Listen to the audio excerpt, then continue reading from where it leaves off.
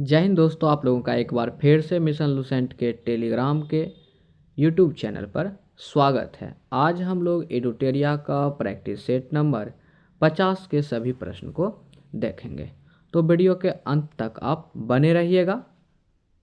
इस सेट के सभी प्रश्न काफ़ी महत्वपूर्ण हैं। चलिए वीडियो की शुरुआत करते हैं। पहला प्रश्न है, नीलांबर तथा पीतांबर 1857 के विद्रोह में किस क्षेत्र से संबंधित हैं?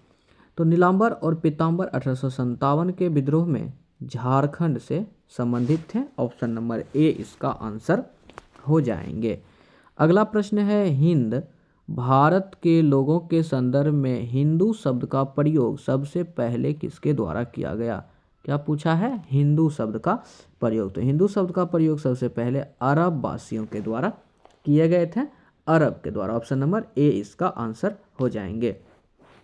अगला प्रश्न है, इंडोलॉजी के जनक और प्रथम मानव विज्ञानी के रूप में किसे जाना जाता है?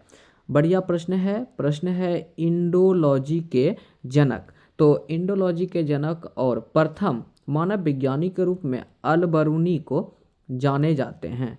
अल-बरूनी से संबंधित एक पुस्तक याद रखिएगा, किताब उल हिंद। इससे संबंधित एक पुस्तक है किताब उल हिंद, याद रखिएगा, ये पुस्तक इन्हीं का है। प्रश्न संख्या 4 को अब देखते हैं। प्रश्न संख्या 4 में है, मेटिसों का विद्रोह किस देश में हुआ था?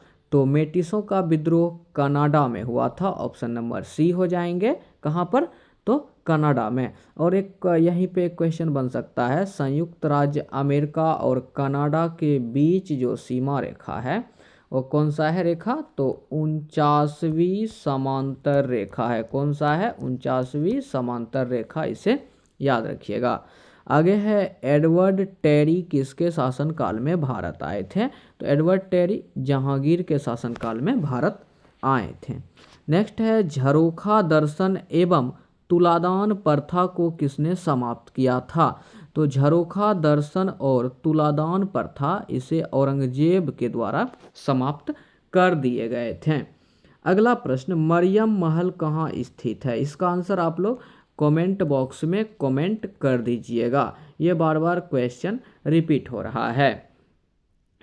अगला प्रश्न को हम लोग देखते हैं। प्रश्न संख्या 8 है, हरिवंश तथा माधो किसके दरबार के प्रमुख चित्रकार थे? तो हरिवंश तथा माधो अकबर के दरबार के चित्रकार थे।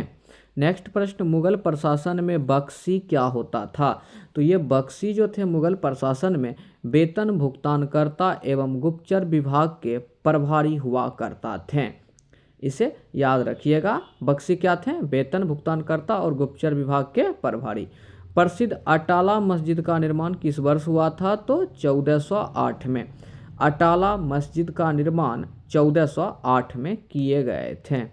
प्रश्न संख्या अब 11 को हम लोग देखते हैं। प्रश्न संख्या 11 है, शब्द इंपीरियल प्रेफरेंस का प्रयोग किया जाता है। इंपीरियल प्रेफरेंस का प्रयोग किया जाता है भारत में ब्रिटिश आयात पर दी गई विशेष रियायतों के लिए। ऑप्शन नंबर ए इसका आंसर हो जाएंगे। नेक्स्ट प्रश्न, निम्न में किस समाज सुधारक ने 1826 में जूरी अधिनियम का विरोध किया था?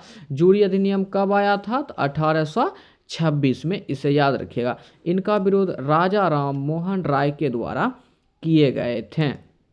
प्रश्न संख्या 13, प्रश्न है, टीपू सुल्तान को जैकोबियन क्लब स्थापित करने में किस देश के सैनिक ने मदद की थी? तो इसे फ्रांस जो है इसके सैनिक ने मदद किया था। क्वेश्चन सीधा सीधा पूछता है कि जैकोबियन क्लब से संबंधित शासक, तो टीपू सुल्तान, याद रखिएगा। टीपू सुल्तान का मृत्यु 1799 में फोर्थ आंग्ल मैसूर युद्ध के समय में हो गए थे, इसे भी याद रखिएगा। अगला प्रश्न है, भारतीय शिक्षा के संदर्भ में निम्नलिखित पर विचार कीजिए। और लास्ट में लिखा हुआ है सही कालक्रम में व्यवस्थित कीजिए। ठीक है, चलिए हम लोग इसका भी पहले देख लेते हैं। वुड्स डिस्पैच ये कब आए थे? तो ये 1854 में आए थे। एडम का रिपोर्ट ये कब आए थे? तो ये 1830 के दशक में आए थे। इनके अलावा कोलकाता विश्वविद्यालय का जो स्थापना है, इसका स्थापना 1857 में किया गया था, 1857 में। और हिंदू कॉलेज, इसकी स्थापना कोलकाता में 1817 में कर दिया गया था। इसे आप लोग याद रखिएगा। कहीं कहीं एक हिंदू कॉलेज 1899 भी देता है, लेकिन हम 1817 आंसर आपको करा रहे हैं। तो देखिए अभी इसके अनुसार क्या हो जाएगा, कालक्रम के अनुसार। तो पहले 1817, फिर 30, मतलब 4, 3, फिर 1, तब 2। ऑप्शन नंबर बी में ये आंसर है, 4, 3, 1, 2। याद रखिएगा, हिंदू कॉलेज 1817, एडम की रिपोर्ट 1830 का दशक, वुड डिस्पैच 1854, मोस्ट इंपॉर्टेंट है ये, और कोलकाता विश्वविद्यालय 1857। चलिए प्रश्न संख्या अब हम लोग 15 को देखते हैं। प्रश्न है, केसरी और मराठा पत्रिका क्रमशः किस भाषा में लिखी गई थी? मोस्ट इंपॉर्टेंट प्रश्न। देखिए केसरी और मराठा दोनों है, तो मराठा जो है उसको मराठा आंसर नहीं कीजिएगा, उसका उल्टा कीजिएगा। मराठा हो गया मराठा भाषा में केसरी को, और जो मराठा है इसमें अंग्रेजी भाषा में इसको लिखे गए थे। ठीक है, तो इसके अनुसार इसका आंसर हम लोग कर देंगे, मराठी में केसरी और अंग्रेजी में मराठी को लिखे गए। तो ऑप्शन नंबर 2। प्रांतीय स्वायत्तता को भारत सरकार अधिनियम डैश के तहत किस वर्ष अधिनियमित किया गया था? तो 1935 में, 1935 में, इसे याद रखिएगा। प्रश्न संख्या 17। वर्तमान में कुल कितने भाषाओं को शास्त्रीय भाषा का दर्जा दिया गया है? तो वर्तमान में कुल 6 भाषा को शास्त्रीय भाषा का दर्जा दिया, हालांकि ये बढ़ गए हैं अब, अकॉर्डिंग टू ऑप्शन इसका आंसर 6 होंगे। 6 शास्त्रीय भाषा यदि हम देखें तो पहले याद रखिएगा, तमिल को कब दिया गया है? 2004 में। उसके बाद याद रखिएगा संस्कृत को कब दिया गया है? 2005 में। उसके बाद याद रखिएगा तेलुगु प्लस कन्नड़, इसको दिया गया है 2008 में। उनके बाद याद रखिएगा मलयालम को याद रखिएगा 2013 में। इनके बाद ओडिया लास्ट में याद रखिएगा, ओडिया को 2014 में, इसे याद रख लीजिएगा। चलिए आगे बढ़ते हैं, अगला प्रश्न को देखते हैं। भारतीय संविधान निम्नलिखित में से किसके शोषण के विरुद्ध अधिकार स्वीकृत करता है? तो भारतीय संविधान बच्चों का शोषण, स्त्रियों का शोषण और जनजाति के शोषण के विरुद्ध अधिकार स्वीकृत करते हैं। तो ऑप्शन नंबर बी हो जाएंगे 1, 2 और 3। प्रश्न संख्या 19 को देखते हैं। 1946 में गठित अंतरिम सरकार में कार्यपालिका परिषद के उपसभापति कौन थे? तो उपसभापति जवाहरलाल नेहरू थे, इसे याद रखिएगा। अगला प्रश्न है, सर्वोच्च न्यायालय अपने मूल क्षेत्राधिकार के अंतर्गत किन विषय की सुनवाई कर सकता है? तो सर्वोच्च न्यायालय जो है अपने मूल क्षेत्राधिकार के अंतर्गत ऐसे विवाद जिनमें एक तरफ भारत सरकार हो तथा दूसरी तरफ एक या उपयुक्त में से एक से अधिक राज्य की सरकारें हो, इसका जो है सुनवाई कर सकते हैं मूल क्षेत्राधिकार के अंतर्गत। ऑप्शन नंबर सी इसका आंसर हो जाएंगे। प्रश्न संख्या 21 है, वरीयता अनुक्रम में भारत के मुख्य निर्वाचन आयुक्त का पद निम्नलिखित में से किसके समतुल्य होता है?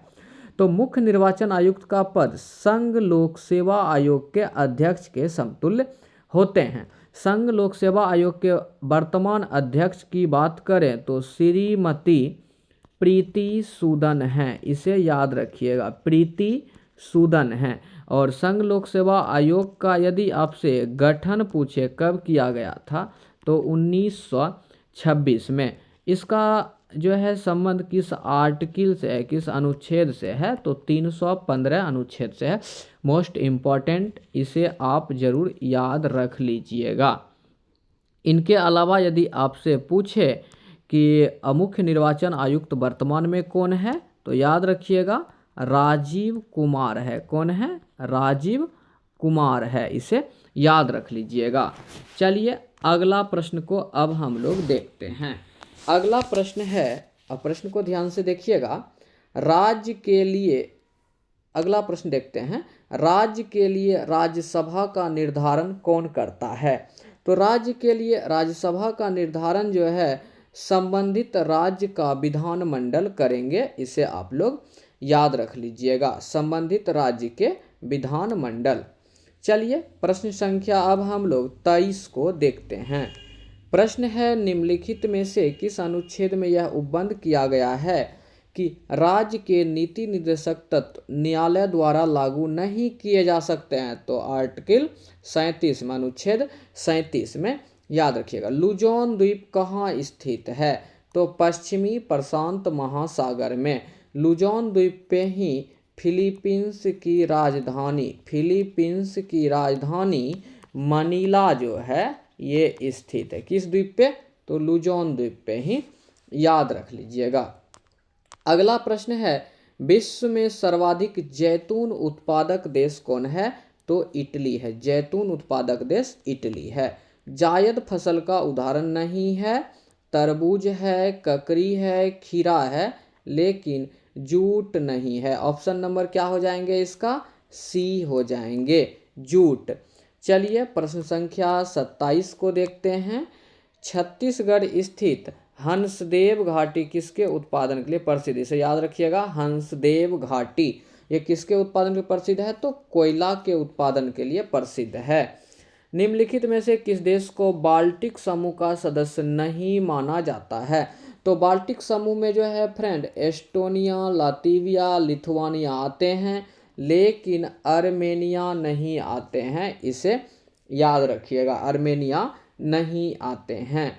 तो ये जो बाल्टिक देश समूह है इसमें कौन कौन आते हैं? लातविया, लिथुआनिया और एस्टोनिया, लेकिन आर्मेनिया नहीं आता है। ऑप्शन नंबर बी हो जाएंगे इसका आंसर। चलिए प्रश्न संख्या 29 को अब हम लोग देखते हैं। प्रश्न है, लिथोस्फीयर में शामिल है। तो लिथोस्फीयर में भूपर्पट्टी और ऊपरी मेंटल शामिल होते हैं। लिथोस्फीयर में कौन शामिल होते हैं? तो भूपर्पट्टी और ऊपरी मेंटल। नेक्स्ट है, निम्नलिखित में से कौन आंतरिक ग्रह को प्रस्तुत करती है? तो आंतरिक ग्रह को प्रस्तुत करते हैं सूर्य और क्षुद्र ग्रह के बीच के ग्रह। सूर्य और क्षुद्र ग्रह के बीच के ग्रह जो है आंतरिक ग्रह को प्रदर्शित करते हैं। क्षुद्र ग्रह पूछा जाता है कभी कभी कि कहाँ स्थित होता है, क्षुद्र ग्रह कहाँ स्थित होता है? तो याद रखिएगा, मंगल और बृहस्पति ग्रह के बीच ये स्थित होते हैं, याद रख लीजिएगा। अगला प्रश्न है, सामान्यतः कंधों पर लटकाने वाले थैलों या बैग में चौड़ी पट्टी लगाई जाती है। क्यों लगाई जाती है चौड़ी पट्टी? दाब को कम करने के लिए। ऑप्शन नंबर बी इसका आंसर हो जाएंगे, दाब को कम करने के लिए। अगला प्रश्न प्रश्न संख्या 32 को देखते हैं। प्रकाश का रंग किससे संबंधित है? तो प्रकाश का जो रंग होता है तरंगदैर्घ्य से और आवृत्ति दोनों से संबंधित है। तो ऑप्शन नंबर डी इसका आंसर होगा, उपयुक्त में से एक से अधिक। अगला प्रश्न, सौर सेल किस सिद्धांत पर कार्य करता है? सौर सेल जो होता है फोटोवोल्टिक प्रभाव पे कार्य करते हैं। एक ऑप्शन सही है, केवल एक हो जाएंगे इसका आंसर। फोटोवोल्टिक प्रभाव पे कौन काम करते हैं? तो सौर सेल। अगला प्रश्न प्रश्न संख्या 34। प्रश्न है, वर्षारोधी कोट और टेंट के लिए उपयोग की जाने वाली सामग्री का जलरोधन गुण का कारण है। तो इसमें जो जलरोधन गुण का कारण होता है पृष्ठ तनाव होते हैं। ऑप्शन नंबर ए इसका आंसर हो जाएंगे। उस अधातु का नाम बताइए जिसका गलनांक और क्वथनांक अधिक होता है। तो हीरा। क्या आंसर हो जाएंगे? हीरा, इसे याद रखिएगा। प्रश्न संख्या 36 है, अल्कोहल का रासायनिक सूत्र क्या होता है? तो अल्कोहल का रासायनिक सूत्र C2H5OH होते हैं। C2H5OH होते हैं, इसे याद रखिएगा। अगला प्रश्न, विद्युत क्षेत्र रेखाओं के बारे में कौन सा कथन गलत है? गलत कथन चुनना है। पहला कथन है, विद्युत क्षेत्र रेखा एक दूसरे को नहीं काटती है, बिल्कुल सही है। दूसरा है, विद्युत क्षेत्र रेखा आवेश की सतह के लंबवत होते हैं, दूसरा भी बिल्कुल सही है। तीसरा है विद्युत क्षेत्र रेखा धनात्मक आवेश से उत्पन्न नहीं होती है। तो ये जो है गलत, ऑप्शन नंबर 3 गलत है। तो गलत कथन ही चुनना था, तो सी आंसर हो जाएंगे। प्रश्न संख्या 38 के प्रश्न को अब हम लोग देखते हैं। प्रश्न है निम्नलिखित में से कौन सा पौधा में मौजूद सरल अस्थायी ऊतक का एक समूह है। तो देखिए पौधे में सरल अस्थायी ऊतक जो होते हैं पेरेनकाइमा, कोलेनकाइमा, स्क्लेरेनकाइमा होते हैं। इनके अलावा यदि आपसे पूछे, यहाँ पे एक ऑप्शन दिख रहा है जाइलम और फ्लोएम, ये दोनों किस तरह का ऊतक है, तो जटिल ऊतक है, जटिल ऊतक है, इसे आप लोग याद रखिएगा। और सरल ऊतक कौन सा था, सरल ऊतक कौन सा था, तो पेरेनकाइमा, कोलेनकाइमा और स्क्लेरेनकाइमा। मानव शरीर में मूत्र का सही मार्ग निम्नलिखित में से कौन सा है। मानव शरीर में मूत्र का सही मार्ग कौन सा है। चलिए ये मान लेते हैं किडनी है। किडनी से जो है, ये किडनी है, किडनी से जो है मूत्रवाहिनी होते हुए ये मूत्राशय में आता है। क्या आता है, मूत्र जो है मूत्राशय में आता है और यहाँ से मूत्राशय से मूत्र मार्ग द्वारा ये बाहर निकल जाते हैं। तो किडनी पहले कहाँ है, किडनी में है। किडनी से जो है मूत्रवाहिनी होते हुए कहाँ आया है, मूत्राशय में आया है और ये बाहर मूत्र मार्ग होकर निकल गया।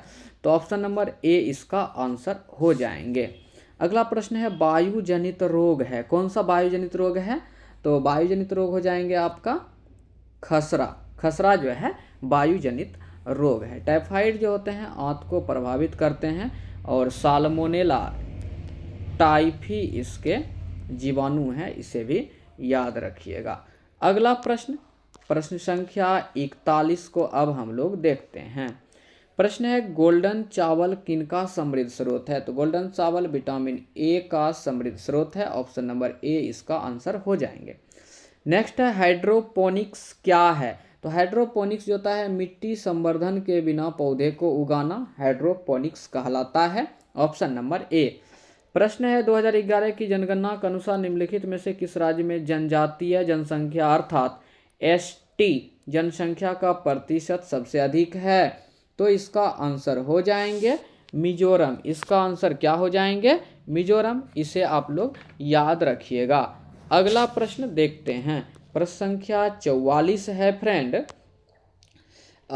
स्टेलेक्टाइट्स, स्टेलेग्माइट्स और पिल्लारे किसके कार्य द्वारा निर्मित निक्षेपणात्मक स्थल रूप है। तो इसका आंसर हो जाएंगे भूजल। फिर से देख लेते हैं इसको हम लोग। स्टेलेक्टाइट्स, स्टेलेग्माइट्स और पिल्लारे किसके द्वारा निर्मित निक्षेपणात्मक स्थल स्वरूप होता है, तो भूजल के द्वारा। नेक्स्ट है सागौन, साल, शीशम, चंदन किस प्रकार के वनों की प्रमुख प्रजाति है। तो ये पर्णपाती वनों की प्रमुख प्रजाति है। प्रश्न संख्या 46 को अब देखते हैं। प्रश्न है निम्नलिखित में से कौन सा शहर मेकांग नदी के तट पे स्थित है। तो मेकांग नदी के तट पे नोमपेन स्थित है। नोमपेन किसकी राजधानी है, तो कंबोडिया की राजधानी है नोमपेन, इसे याद रखिएगा। अगला प्रश्न, एक व्यक्ति जो नहीं जानता कि वह कब खाना बंद करना है निम्नलिखित से प्रीत है। तो वैसा व्यक्ति जिसको ये पता नहीं होता कि उसको कब खाना बंद कर देना चाहिए, वो व्यक्ति जो है ब्यूलीमिया से ग्रसित होते हैं, ब्यूलीमिया से ग्रसित होते हैं। Option number A. संतुलित विकास सिद्धांत के अनुसार अल्प विकास का प्राथमिक कारण क्या है। तो अल्प विकास रहा इसका मतलब बचत का अभाव है, उसके पास बचत ही नहीं हो रहा तो वो आगे विकास कहाँ करेगा, तो बचत का अभाव है। प्रश्न संख्या 49 में है निम्नलिखित में से कौन सी समिति भारत में निर्धनता से संबंधित है। तो निर्धनता से देखिए प्रश्न ऑप्शन ए में विजय केलकर, ये किससे संबंधित है, ये जीएसटी से। सुरेश तेंदुलकर और लकरवाला समिति, ये दोनों जो है निर्धनता संबंधित है। तो ऑप्शन हो जाएगा आंसर इसका डी, बी और सी दोनों। निम्नलिखित कथन पर विचार कीजिए। मानव विकास का विचार मानव को किसी साध्य की प्राप्ति का साधन मानता है, बिल्कुल सही है। मानव पूंजी के परिप्रेक्ष्य में मानव स्वयं साध्य भी हैं, ये भी सही है। दोनों कथन सही है, सत्य कथन का चयन करना था। ऑप्शन नंबर सी इसका आंसर हो जाएंगे। चलिए जल्दी से कुछ अस्मरणीय तथ्य को हम लोग देख लेते हैं। यादव वंश का स्थापना भिल्लम पंचम ने किया था। इसकी राजधानी देवगिरी थी। इस वंश का सबसे प्रतापी राजा सिंधन था। याद रखिएगा, जो यादव वंश है इसके सबसे प्रतापी राजा कौन है, तो सिंधन है। संगीत शास्त्र सारंगदेव सिंधन के दरबार में रहते थे। इस वंश का अंतिम शासक जो है रामचंद्र था। इस वंश का अंतिम शासक कौन थे, रामचंद्र थे। रामचंद्र ने अलाउद्दीन खिलजी का सेनापति मलिक काफूर के सामने आत्मसमर्पण किया था। मोस्ट इंपॉर्टेंट प्रश्न, इसे भी याद रखिएगा। आगे है कादम वंश का संस्थापक मयूर शर्मन है। कादम वंश के संस्थापक कौन है, मयूर शर्मन है। इसकी राजधानी बनवासी है। कादम वंश की राजधानी बनवासी है। गंग वंश का संस्थापक वज्रहस्त प्रथम था। गंग वंश का जो संस्थापक है वज्रहस्त प्रथम थे। और दत्तक सूत्र पर टीका कौन लिखा है, तो दत्तक सूत्र पर टीका माधव प्रथम लिखे हैं। माधव प्रथम लिखे हैं, इसे याद रखिएगा। तो ये आज का आखिरी प्रश्न था। यदि आपको वीडियो अच्छा लगता हो तो एक लाइक अवश्य करें और इसे नेक्स्ट स्टूडेंट तक शेयर भी करें। धन्यवाद।